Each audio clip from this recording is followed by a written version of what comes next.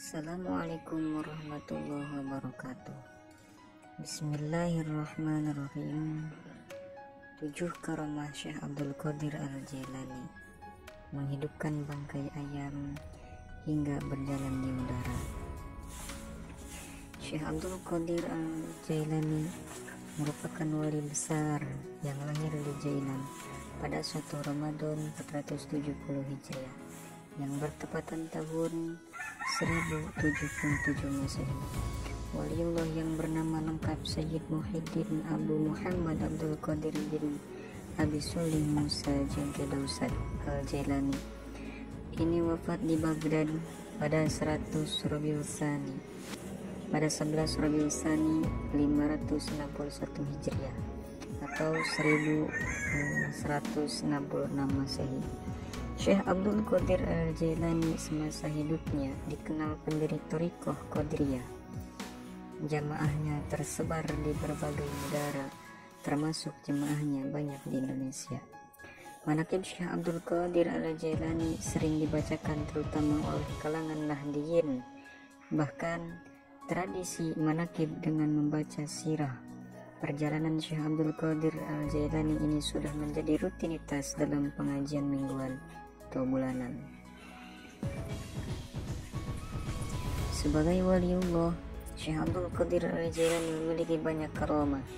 Karamah-karamahnya yang masyhur dapat dibaca dalam kitab manaqib yang berjudul Wijainuddani karya Syed Syekh Ja'far bin Hasan Al-Barjanzi. Kisah karamah Syekh Abdul Qadir Al-Jailani dalam bahasa Indonesia juga terdapat dalam buku karamah Syekh Abdul Qadir Al-Jailani yang ditulis Muhammad Zainuddin. Mengutip Laduni Indonesia, di antara karamah Syekh Abdul Qadir Al-Jailani yang masyhur tersebut adalah 7 karamah berikut ini. Berpuasa sejak bayi hingga menghidupkan bangkai ayam. Yang pertama, berpuasa sejak bayi. Saat masih bayi, Syekh Abdul Qadir Al-Jailani tidak pernah minum air susu ibunya ketika memasuki bulan Ramadan. Beliau turut berpuasa dan tidak ingin makan apapun meski saat itu beliau masih bayi. 2. Ditantang oleh 100 ulama. Syekh Abdul Qadir Al-Jailani pernah didatangi oleh 100 ulama untuk coba menandingi keilmuan beliau. Setelah 100 ulama itu tiba di rumahnya, mereka dipersilakan duduk. Kemudian Syekh Abdul Qadir menundukkan kepala, lalu dari dada beliau keluarlah cahaya terang. Cahaya tersebut kemudian menyelimuti hati para ulama tadi, hingga para ulama merasa kagum dan mengurungkan sejumlah pertanyaan yang sudah disiapkan karena semuanya sudah terjawab. Yang ketiga, menghidupkan bangkai ayam.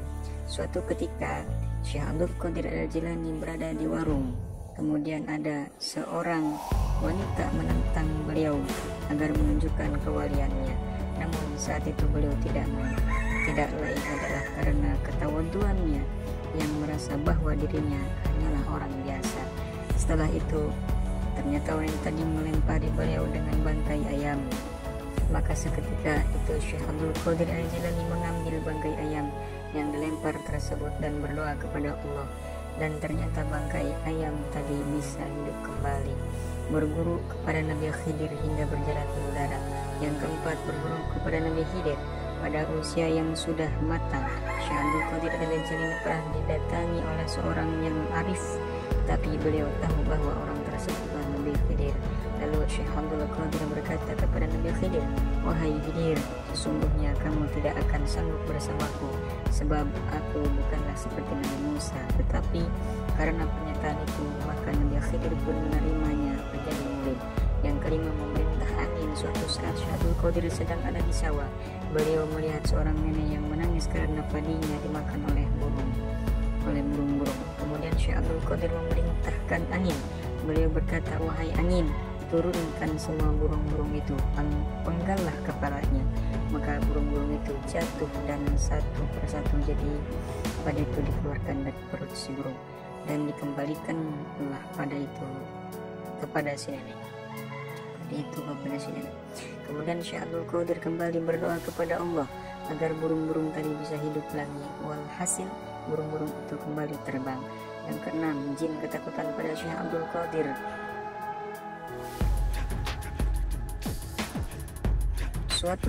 Suatu saat ada seorang yang kesurupan. Suatu saat ada seorang yang kesurupan, kemudian dibawa kepada Syekh Abdul Qadir. Sebelum tiba di rumah beliau, ternyata orang tadi sudah sembuh karena jin yang merasuki takut saat mendengar nama Syekh Abdul Qadir Al-Jailani. 7. Berjalan di udara.